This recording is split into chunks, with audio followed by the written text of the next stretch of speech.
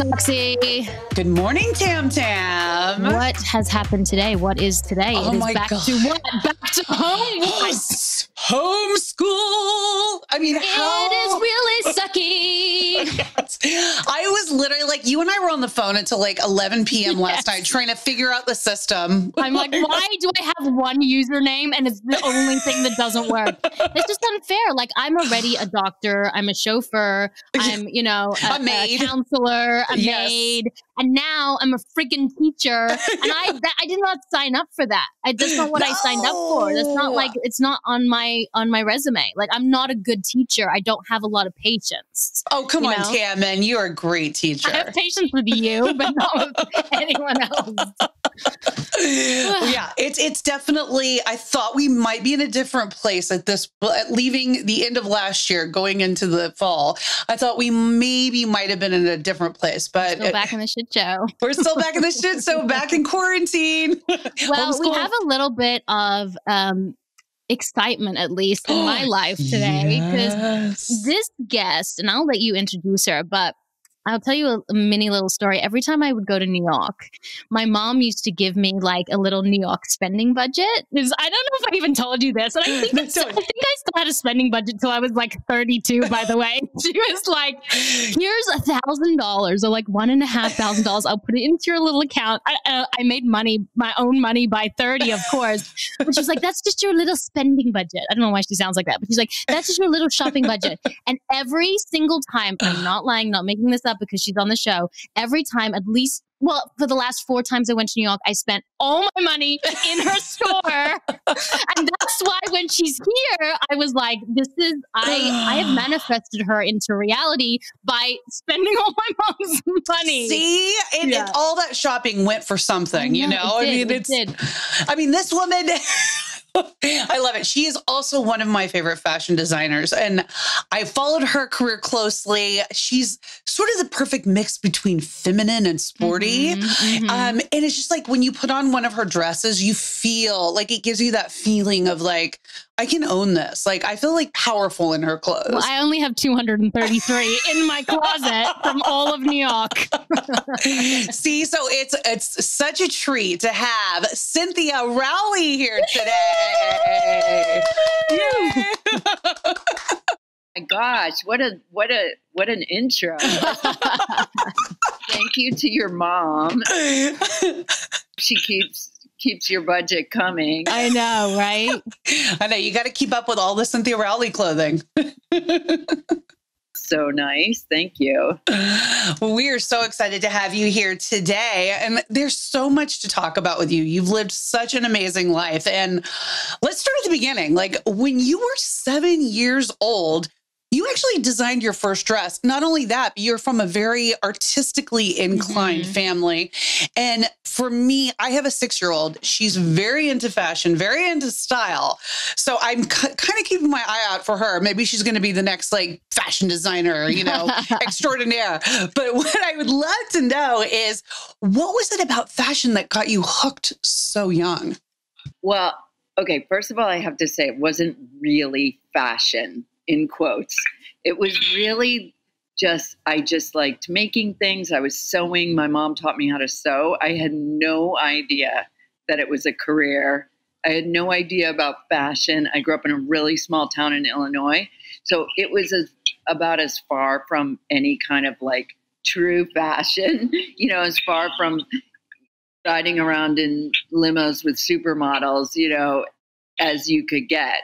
And but I liked, I think my mom started me sewing just to kind of keep me out of trouble, I think. And I just, the idea of the creative process and that feeling of being able to have an idea and then, put it together and sew something and make something yourself. It's just, it's like, I think you get it when you cook. I think you get it if you write. I think you get it if you paint. It's all of those things. That's that feeling of satisfaction to have an idea and make it a reality. So that was really more how I started. the glamorous red carpet life came later, unexpectedly. Was it a slow burn, or was there like a moment that changed everything for you? Mhm. Or was it just one step led to the next step and then that's where you are now? Or did you have that aha moment, like this is what I want to do for the rest of my life? I mean, I think it was definitely pretty organic and a lot of serendipity and a lot of naivete. And, I started making clothes and I ran into someone that asked me about something I was wearing, and she turned out to be a buyer for a store, and she bought the collection, and that was my first sale. And then little by little, then I thought, oh, I should move to New York because that's where all fashion designers are. So I packed a U-Haul and drove to New York, just like that, and knew nothing, literally knew nothing. Like, people would say, there's factories that will sew that stuff for you. You don't have to sew every piece for every order yourself. And I was like, whoa, so that was, it's a very millions of aha moments like that, where it was like, I feel like I always had very short term, very, what's the word? Modest goals. I feel like it was never,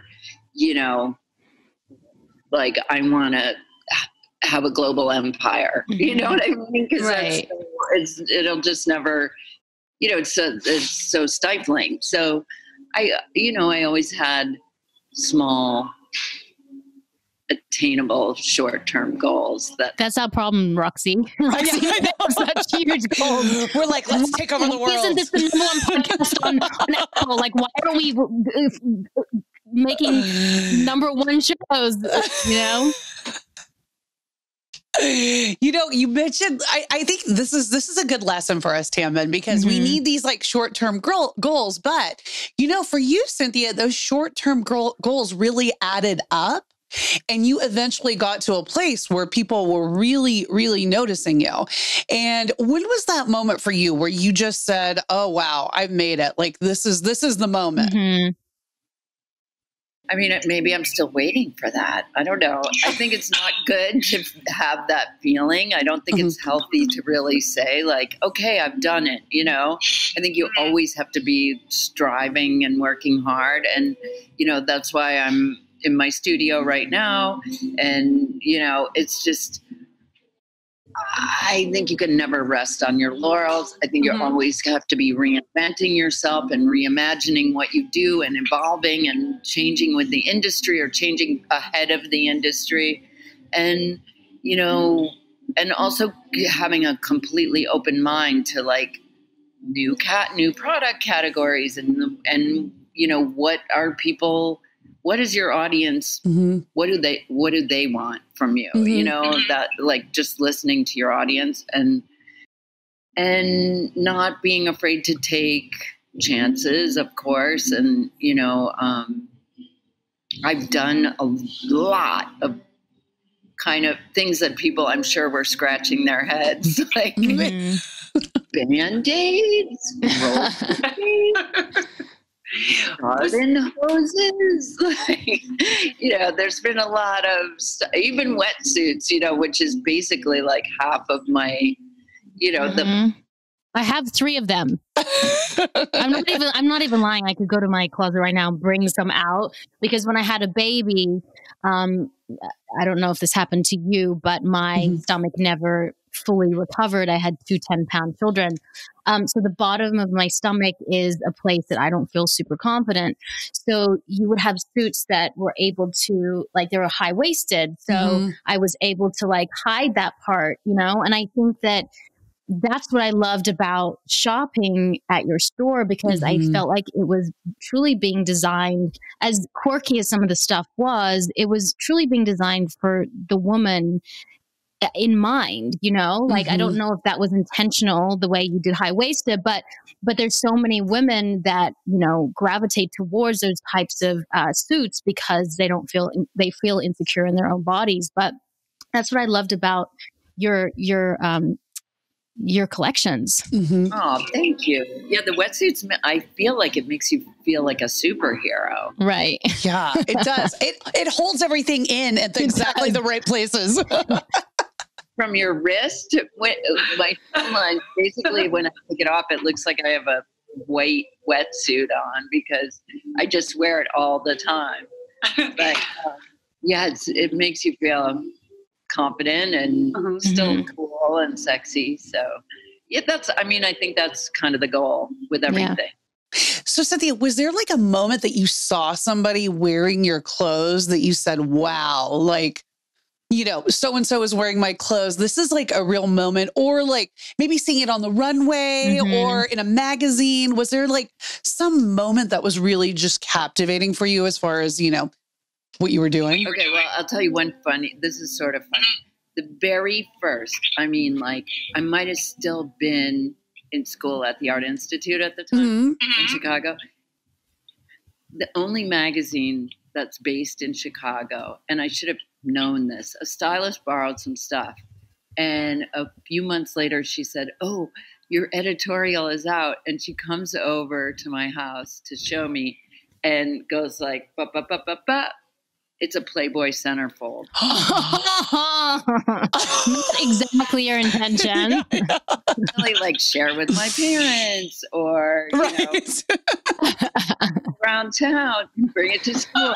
No, but so, I mean, and then since then, oh my gosh, yeah, I've been very lucky with lots and lots of exciting things. I think maybe most recently, the last couple of years, I made the first burkini for Helena Oh, that's right. That's really great. Sports Illustrated swimsuit edition. I adore her.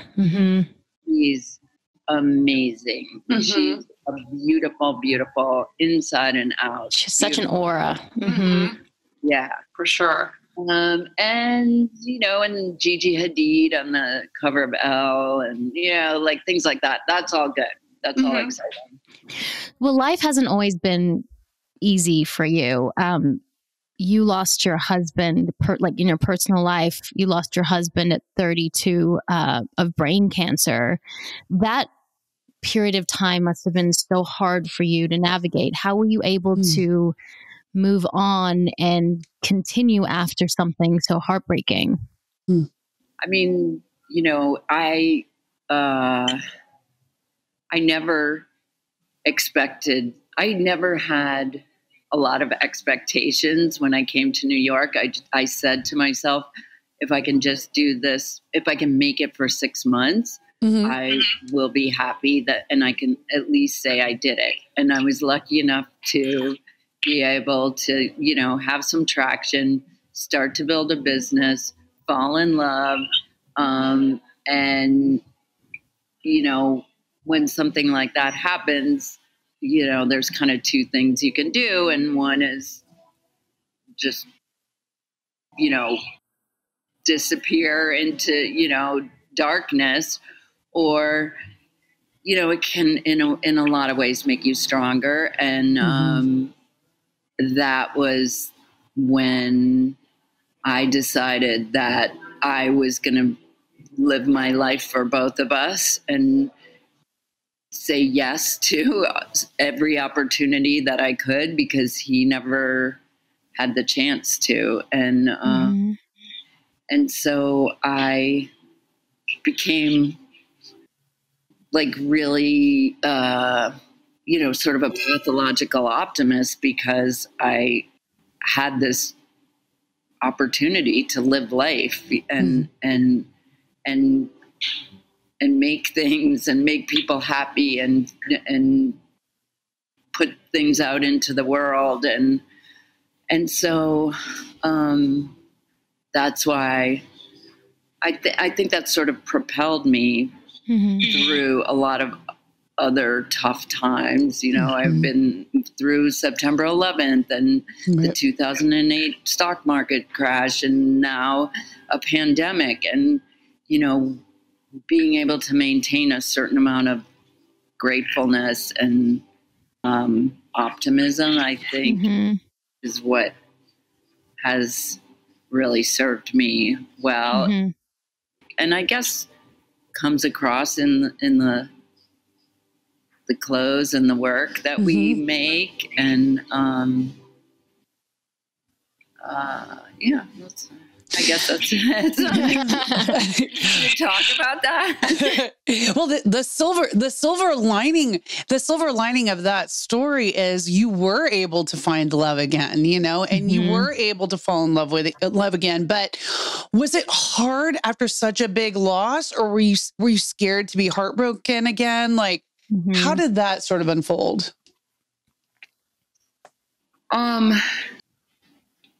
I think, you know, my late husband said, I want you to go on in life. I want you to fall in love. I want you to have a family. I know you want to have a family.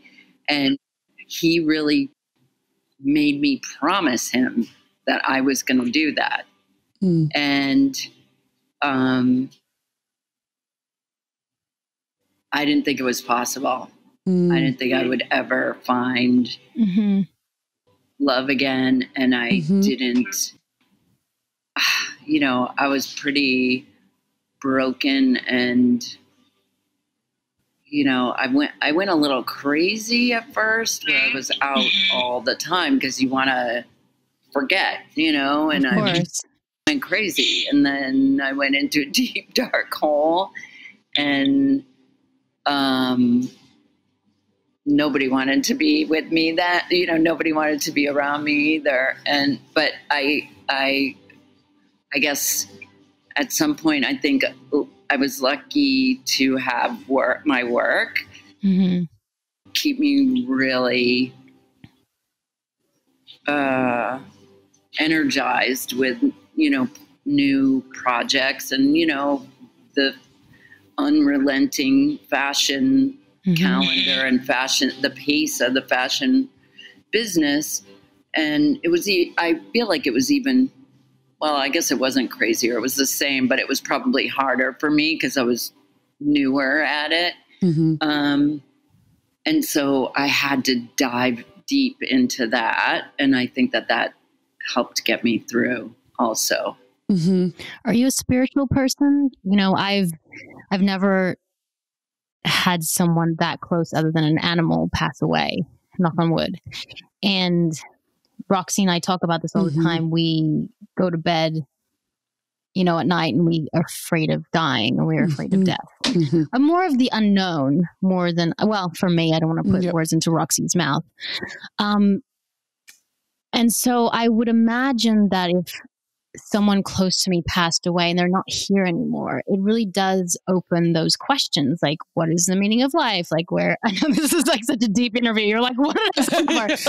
Like, what is the meaning of life? Like, where are we? Like, what is this? Like, where do you go? Like, wait, did it open up that whole Pandora's box for you? Were you questioning everything? Or is the finality of life sort of, it gave you more peace because you know, that was it?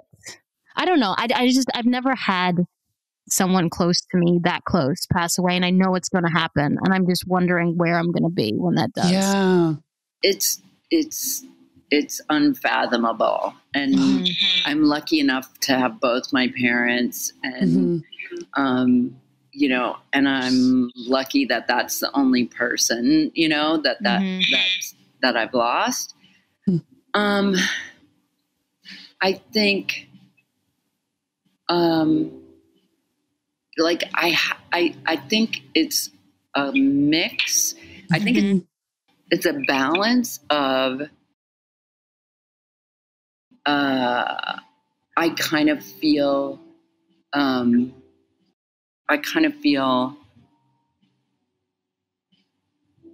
guess I have a real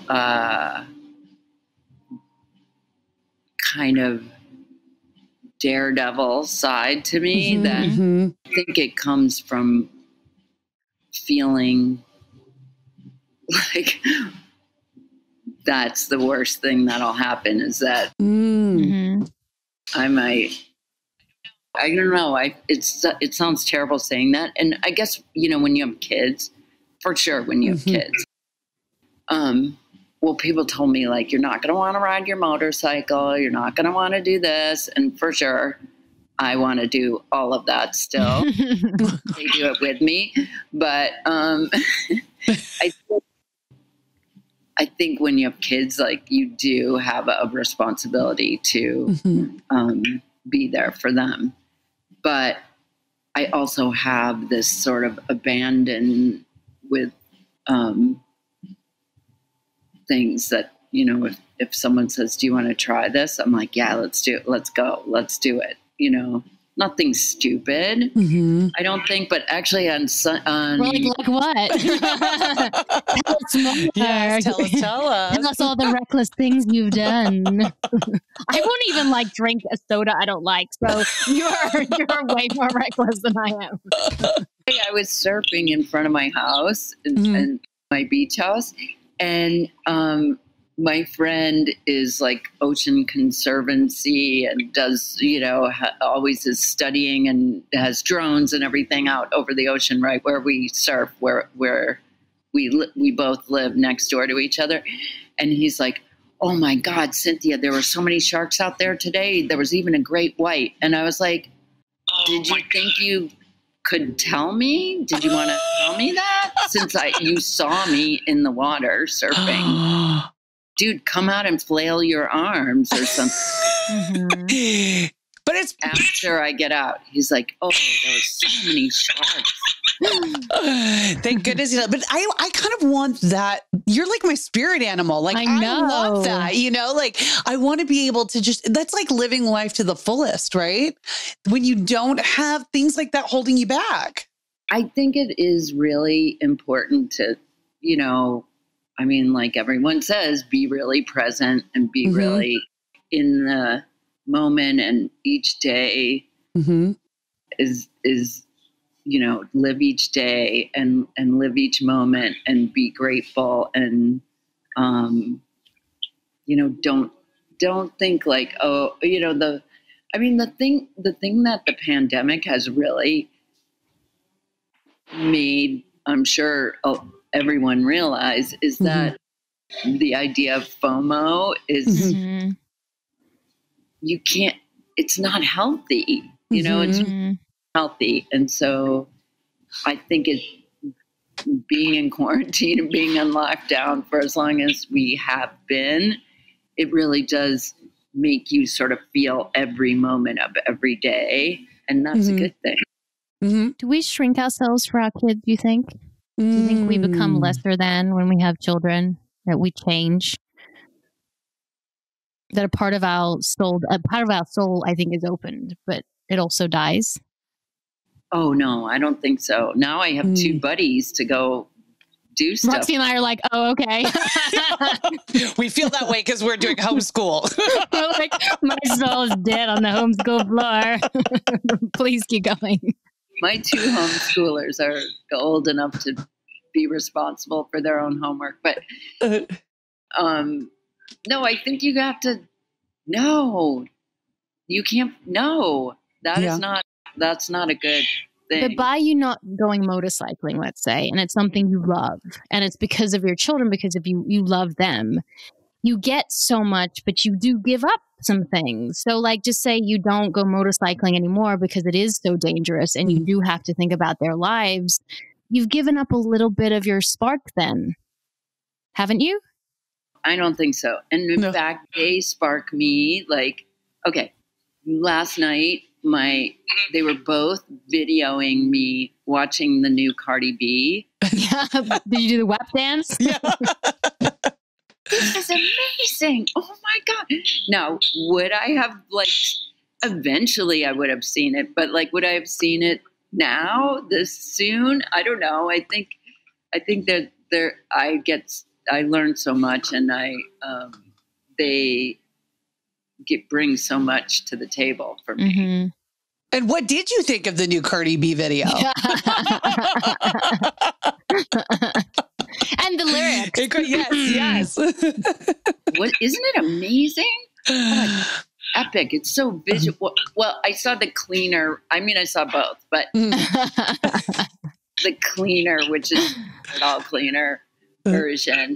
But no, I thought it was amazing, epic, so visually exciting, and all that color and all. Oh, I loved it. I loved it. And it's amazing for women, I think, that, we're talking about this stuff and we're talking openly about it. A lot of sexual commentary in that. And, for a woman a while back, it wouldn't have been acceptable. So like women are being able to now own their sexuality. It's been number one for, I can't even tell you how long, like 9 billion. I don't even know how many streams, I'm talking out of term, but it's like the number one album on Billboard for the longest period of time. And I think it's really empowering for women. And I think it's really cool. Yeah. I think it's amazing. And it's inclusive, and it's like definitely, I think it's revolutionary. I think it's so good. It is. Well, switching gears a little bit, inclusivity and exclusivity, both, coming up in the fashion world cannot have been easy all the time. I'm sure there's definite ups and downs. Did you experience any of that sort of competitive sort of, kind of ugliness that can be a part of the world? And if so, how did you deal with that? I mean, I think it was worse. It was worse. I always have been the underdog. I can't, coming from an art school in Illinois is not, Parsons, FIT, St. Martin. It's really, I never was part of that, the clique like that. And, I don't know. I mean, I have a CFDA award and a bunch of other awards like that, but I still don't feel totally confident walking into, a CFDA awards night or carpet or whatever. It's like, it's all a little bit scary, but I guess that's part of what makes fashion exciting, I think that it's not intimidating anymore. It was intimidating for me. And fashion can be a little flavor of the month too. And then at a certain point, I guess you just have to say fuck it, and you're hey, guess what? I have a amazing, strong, profitable business, and have evolved and been around a long time. So, say what you want. People are nice. People are nice now. I think I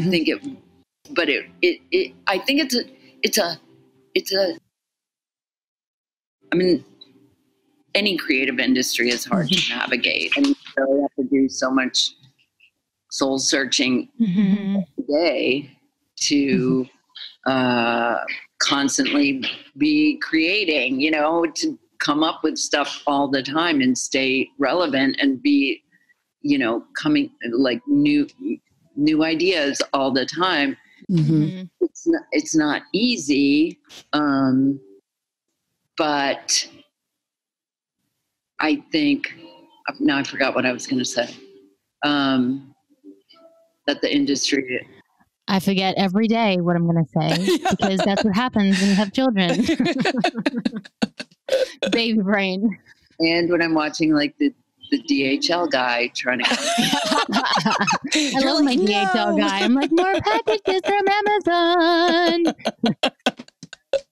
So they're like picking up stuff. So I'm like, don't go in. You can send stuff to my place anytime. Okay. Exactly. Just divert to our houses. For collection. Okay.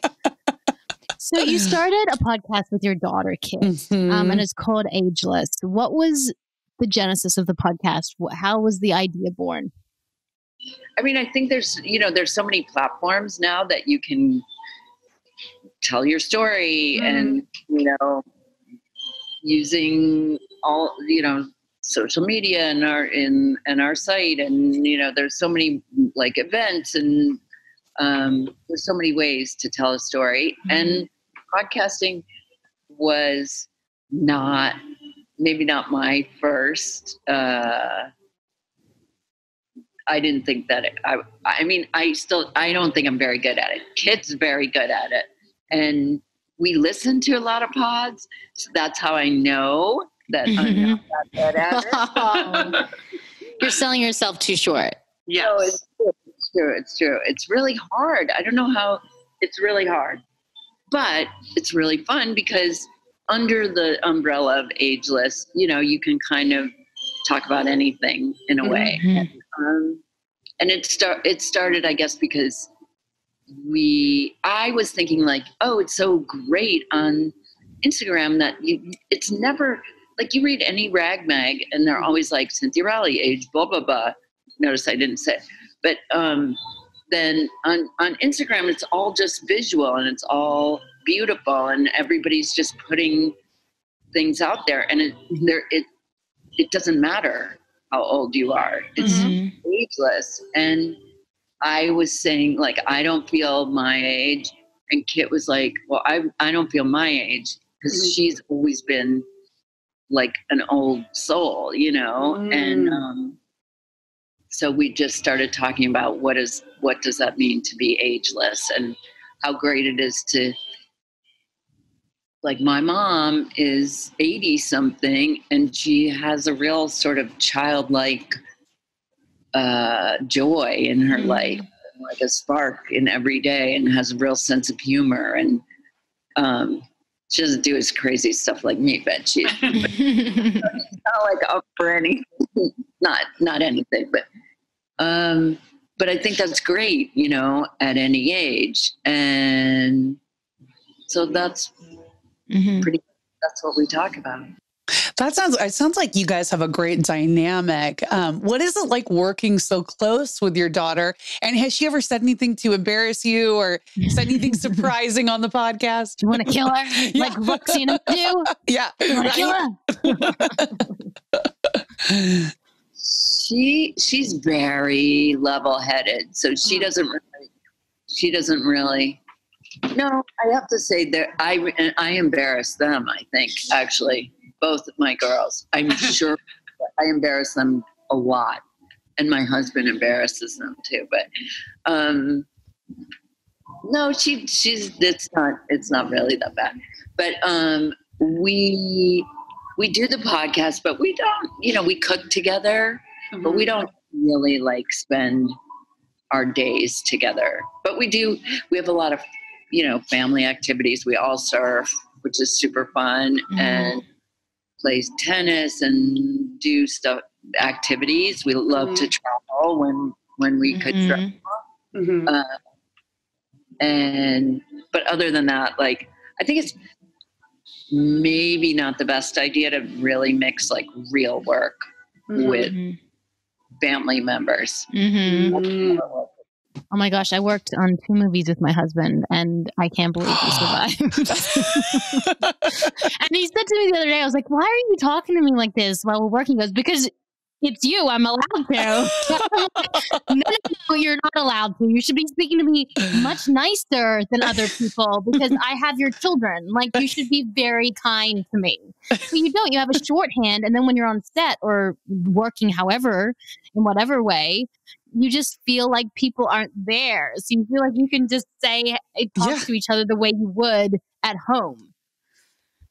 Like no formalities, formalities, Yeah. It's true. Well, how do you feel about aging, especially in the fashion world? How do you feel about it? Deny, defy, and there's a saying, like, I guess it's Midwest, deny, defy, and sugarcoat. And it makes everything go away magically. But aging in the fashion industry. I mean, you are what you are. You have to stick to yourself. You have to be authentic to your, what I'm creating, but then basically I'm by far the oldest person in this studio right now. You're like telling us like it's a secret. I love it. She's like, shh. She's like, shh, don't tell anyone. Well, you certainly don't look it. That's for sure. You look amazing. Yeah. 15-year-olds that were 16-year-olds, 2 16-year-olds. No, but everyone's like 20s, 30s, Mm-hmm. So, but I think that brings like a lot of great energy. Mm-hmm. And, I'm by no means the, sole voice of this brand at all. And, there's things that I see and want to do, but I go to, I see a lot of art, and I hang out with a lot of cool people. And so I think all those things really help you stay relevant. And so I think aging in a lot of ways is good, because you know what's important and what matters.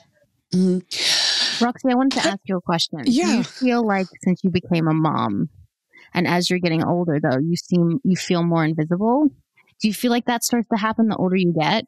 I was going to ask you this like a couple of days ago, open for everyone, but I feel like my mom talks about it a lot. She says that the older she gets, she feels like people don't see her as much. They don't put as much attention on her. And I feel like ever since I had a kid, it starts to happen with mothers as well. I don't know. What are people's opinions on that? I would definitely agree with you, like twofold for me, becoming a mom, but also each year that passes, I was actually, I was talking to another friend about this actually, and she had mentioned also the same. She said, once you hit like, big age markers like 40 and 50, that it's a little bit less and less, especially as it relates to men. Right. Men looking at you, right? Right. Forget it. Like, I mean, you just have to decide, like, okay, I don't care about that. Right. But women will look at you and say, oh, I love that dress, or I love that whatever you're wearing and whatever. And I think you have to try to get the same sort of feeling from that as you do from a guy hitting on you or something. Right. Do we still want that? Like, do women still like to feel wanted by men? Even when you have to be desired, do women still always want to feel desired? And when you don't have that, you feel lesser than, or does that stop?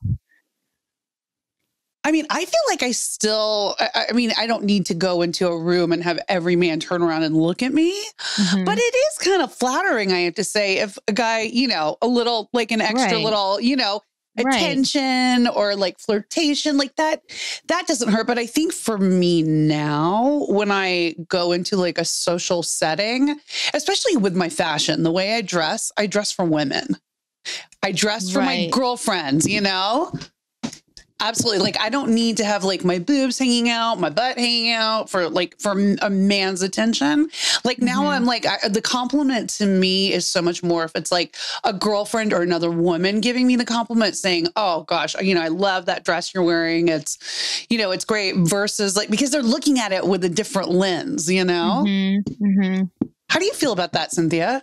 Yeah, I think there's two things. One, when I see people on the street or at an event or a party, whatever, I always compliment them on their clothes. If it, if it's clearly they've made an effort, whether it's my taste or style or not, I think it's the nicest thing that you can do is give someone a compliment.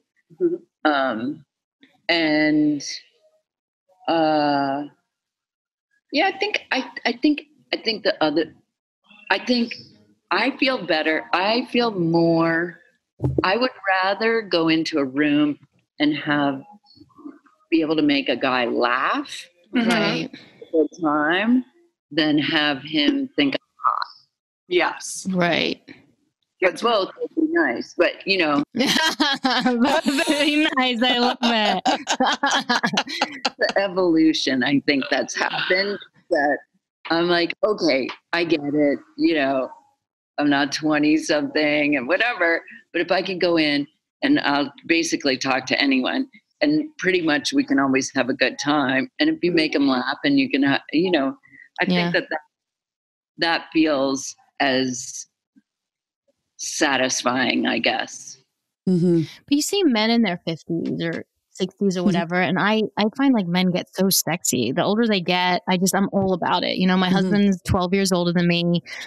We've been together 15 years. When I met him, he was a lot older for the age that I was. And I've always been really I don't have daddy issues. I've just been always attracted to older men.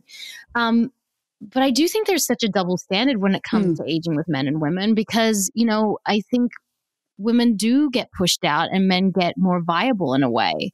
So I hope the conversation is changing. I hope that by using older models and by having magazines with a lot of inclusivity of all different shapes and sizes and age and, you know, ethnicities, I hope that when our children grow up, it's not just about, you know, being attractive when you're younger. It kind of continues no matter how old you are.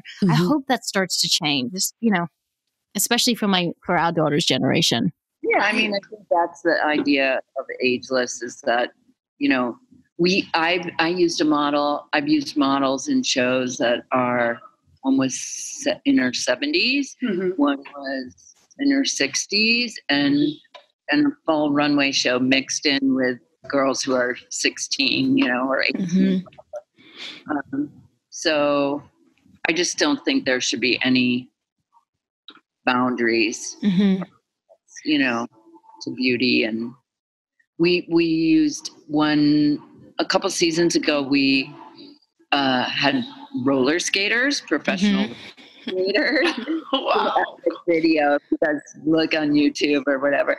And we had the most important thing was that we find beautiful women of any age, of any ethnicity, but they have to be real athletes, you know, have to be really sick skaters. And we found the most beautiful women, and there was a woman that was in her 70s again, and, you know, just like all different sizes, shapes, and it was really inspiring for me. That's really cool. So like, especially with what's going on in the world now, you know, the fashion world has taken notice and, you know, made these changes. And that's great that it's, you know, become much more inclusive, even in the last few years that we've seen. But then also like we got hit again with like the pandemic and COVID and all this stuff. So for you, how have you had to pivot your business? And were you scared that, you know, like everything was going to hell and like the world, you know, we're not, especially the fashion world, was not going to be able to rebound? And what are your thoughts on that? Yeah, I mean, okay. After my panic on March 13th through, I would say around March 23rd, I think it was about 10 days of sheer panic. All right, Cynthia, get your shit together and like make this work. And we had moved to almost not exclusively DTC, but DTC with dropship and affiliate relationships. And then, you know, we have our own brick and mortar stores, but we had moved away from a lot of true wholesale. And so we were already, you know, had this, you know, this business that I didn't know which way it was going to go. Honestly, I really didn't know. And we just acted as quickly as possible and stopped production on anything that was too dressy. We moved to almost exclusively washable things because the dry cleaners were all closed.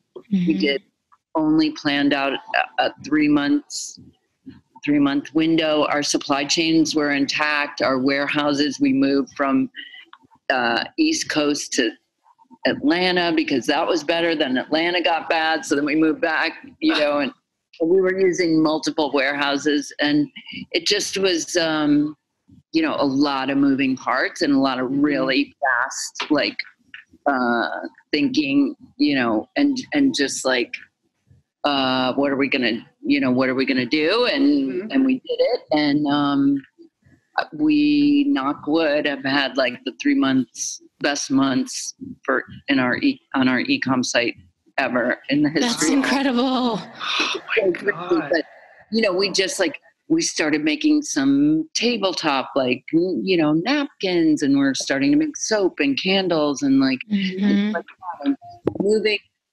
keeping our core, but doing more t-shirts, sweatshirts, t-shirt dresses, things that are not, more relevant, I think. And just trying to, I was like, we can't sell masks. We have to give them away. And after about a month, we were giving away so many masks. I was like, this is crazy. We're going to go broke from giving away masks. We're selling them. And so now we've been selling them. And it's just, really reacting and being as nimble as possible. And you really know what you're made of when, there's crisis and you see how you come out of it. Not everyone does. You're recording in a studio, right? Right. No, we knew nothing about Zoom and Zencaster, and we're just like, how the F do we make this work? It was a disaster it wasn't a disaster, but it wasn't easy, but you try to pivot. And it's actually been, like you said, with your business, it's actually been really great for us because a lot of people are at home. So, obviously the pandemic's not great for everyone, but you're at home. So there are people you can talk to that you wouldn't ordinarily get to. And also we can speak to anyone anywhere in the world now, which we didn't have the opportunity to do when we were in a studio. So you got to look at all the positive and silver linings that you get. And, you can shift your focus either way. I feel like anything is true. It's either terrible for your business or great for you. It just depends on how you look at it. So I think it's more, work becomes more integrated into your life now, where, or at least for me, it was like, I would go to work and I would be like a maniac. And then I would leave work, go home and turn off the switch, drool coming out of my mouth, almost like, what job? I don't have a job. I would have so crazy during the day, blah. And then at night, I would just have to turn it off. And now it's a much more balanced existence. I don't know. I'm still at work right now, but I'm trying to, I think because so much of what we're doing now is remote, that it actually is giving much more time to all kinds of other endeavors, and other more creative time or more family time or more, fitness and wellness. Right. Well, that's not for us. Exercise, can't move my neck. Right? Oh my gosh. I know we really, like you're saying, we had to pivot, and the fashion business is, affected by all of this COVID. Sadly, we're not having New York Fashion Week this month coming up, which is always a bummer because that's one of my favorite events to cover. I'm always so excited. I always tell Tammin it's New York Fashion Week, and I always go to your show, Cynthia, which I absolutely love. Amazing. I know. Maybe we'll work you in, huh? What is New York like right now? Is it a ghost town? Yeah. Do you think it will recover? Okay. I am not just saying this, but this is such, to me, it was bad. It was terrible. I think, and it's still, there are so many really sad things going on, but in a real New York strong moment, all these restaurants that were basically completely shuttered and would have been out of business. Now the city has given parking spaces on the street. Oh, wow. You have to see it. You have to see it. Wow. They've cordoned off like huge sections of every single block in the city for restaurants to have outdoor tables, and it's packed. And it feels like that, like if you're in Italy and Europe, yeah. Table where they're, you're driving your car and all of a sudden you're about to hit a family of 4 eating. I mean, it's a little dangerous, but no, but it's everywhere, and it feels really like all like the city came together. Does it feel like, because I know you mentioned this, Cynthia, you said you, after 9/11, you lived in the city and you were there. I too was there. I lived in New York. I lived downtown during 9/11, watched the buildings collapse. And I do remember right after that, there was such a strong sense of community in New York, people really coming together, helping one another. You could feel it in the air. I mean, you felt that. Are you feeling that there now in New York? Is it that same sort of a community coming together feeling? Yeah, I truly think it is. I mean, I think the city was on the verge of collapse, but we had to be. We were on complete shelter in place lockdown, and it was scary, and nobody was on the streets. Like, you could drive your car down Broadway and not see another car. It was scary. And then I think when phase 1 opened up in June, I think people really felt like, okay, it's up to us now to create jobs and create this community and create a sense of joy in being able to get out of the house, really, and have a safe and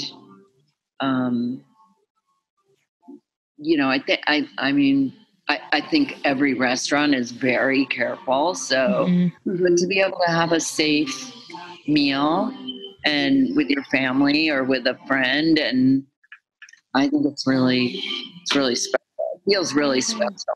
Well, Cynthia, we have you for another 6 minutes. So can we do a never have I ever with you, Rox? Oh, yeah. Think she'll answer a lot of questions, or do we have to be careful what we ask? I'm like, we have some good ones in there, but okay. So the game is we say never have I ever done this, and you say I have if you have. Yeah. I have never. Okay. So you go first, Rox. Okay. So never have I ever. I have. You're like, I've done it all. Come on. That's the best. I love it. She's like, yes, clearly I've done them all. You're right. Never have I ever worn the same thing as somebody else on the red carpet. Oh, not the exact same. Oh, but close. Close. Oh, who was it? Was somebody was it like? What was the scene?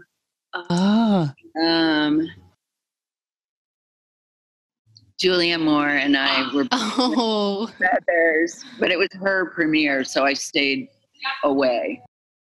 Oh my God, that's amazing! So she was wearing this. Was it your dress that you designed, or was it a different designer? Something amazing. Oh my God, that's a no-go. I just laid low. Okay. Never have I ever had a nipple slip on the red carpet. Not my own, but I've had it on the runway many times. Oh no. I think we should get the nipples out, to be honest. Like, my husband walks around with his shirt off all the time. I'm like, this is so unfair. And I have 2 young girls and put their shirts on. And I'm like, your little boy's running around without his shirt. They're like babies. Also, I say get the nipples out. I could also say it's been very close. Your nipple's been close. It's like, is it? Is it a shadow? Yeah, or is it not? Well, when you have kids, I mean, that can also happen very easily. Yeah. When you're breastfeeding, I'm like, Oh, I my remember God. like my whole husband's family walked in. They were just like out. I was just like, I'm feeding I'm making human life right now. So like, I don't care. Everyone saw them. Postman, everyone. Whoever wanted to look. Week that week. Ooh, okay. So never have I ever had anyone steal my fashion idea and then do it as their own. Mm-hmm. That's happened. Yeah. Has it really? Yeah. And how did you handle it? I mean, it's a compliment, isn't it? Yeah. Yeah. Yeah, I guess you gotta, anytime you can take something as a compliment, take it as a compliment and move on. You're not going to answer my question, I don't think. Okay, I'm going to ask it anyway, and you can say no. You can say no comment. Okay. Never have I ever had sex in an event. A fashion event. It's fashion event? Oh, just an event. I was going to say an event because I want to get the gossip. So I'll take out the fashion word. Just never have I ever had sex in an event. Come on, give us something. And I say... Do you say you have?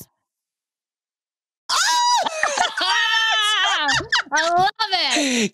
Can you tell us what is a event? Yes for all our listeners. That is a yes. That is an affirmative. That is an affirmative action. That is a yes. That is a yes. Can you tell us what kind of an event it was? A sex event. No, just kidding. It was my company Christmas. No, I'm just... that would be insane. Or would it be wonderful? Yeah. Right. Party. I love But it. a nice party. Ooh, that's spicy. I like it. I like it. Okay, Ross, Right. beat my question. Oh God, this is going to be hard. Oh, okay. Never have I ever loaned clothing to a celebrity and let them wear it, and they returned it like completely damaged and messed up, and then you regretted that you loaned it to them. Okay. I have a very crazy story. Okay, let's hear it. Really want to say who it is, but I can't. Oh, breaks my soul. What does their name rhyme with? Is it Mangelina Molly?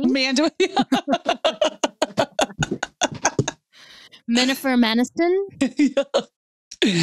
I'll tell you this story and then I'll give you the initials, but I'll never say who it is. Okay. Okay. After a fashion, like a second after a runway show happened, the person came, the woman came backstage, took like 8 things off the racks and was like, I'm going to borrow these. I have all these fashion events. And we were like, no, you can't. You could take one and, whatever. Mm-hmm. Anyway, gone. Like just gone. Then we couldn't get the samples back. And that's like, this is when, we needed them to show stores, editors and, and when it was more hands-on like that. And they were all coming to the showroom for press appointments and shop and buying appointments. Anyway, we couldn't get it. And it ended up, we had to go and send people to her house. Like a sting. Yes. That, not us, I wasn't there, but felt sorry for the girls that went, that he let them in and they went in her room and there was a huge pile of all kinds of clothes that were from designers, just like thrown in a heap. And when we're not recording, please tell us. That's so unfair. And the funny thing too was when they came back, they said there was a face print on the bed, like just her complete face, like in makeup, was like on the white sheets, like she had passed out, and all the clothes were all over. Was the person very successful? Were they like an A-lister? At the time, I'd say they were a very big star, talked about celebrity. Oh, Cynthia, thank you so much for hanging with us. I can't believe my dream has become realized, and I've manifested you. And next time I come into your shop, I'm gonna be like, "It's me," and you're gonna be like, "Who are you?" Yeah, come. No, I'll meet you. Yes, I would. Oh, I wish you guys. Well, I guess you won't be able to come to New York for a while, but someday we're going to meet in person, and we're going to have a really. Yes, and have a fun time. Yes, Cynthia, where can we find you? Tell our audience where we can find you. All the great places. Everything that has the name Cynthia Rowley. Yes, you. Website, you name it. Yeah, just Google me. That's she's all over. And your podcast too, Ageless, right? On iTunes. Thank you so much. This is such an honor. You guys are amazing. Such powerhouses along with your two powerhouse personalities. It's really an honor. Thank you. It's really just important for us to have a platform for women to share their stories. And, Roxy and I, that's why we began this. We wanted people to get their voices out in any way that they wanted to. So we're just so grateful to have guests like you. I feel like I have such a connection to you. You're like, I don't. I'm good for the rest of my day not thinking about you guys. But Roxy and I will dream about you for many more moons to come. Cynthia and her motorcycle. Right. She's like living the life that we're dreaming of. No.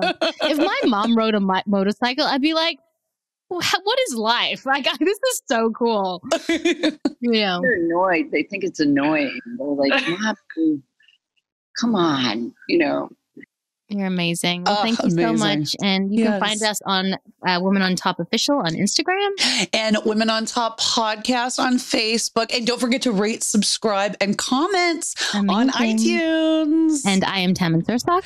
And I am Roxy Manning. And we are Women on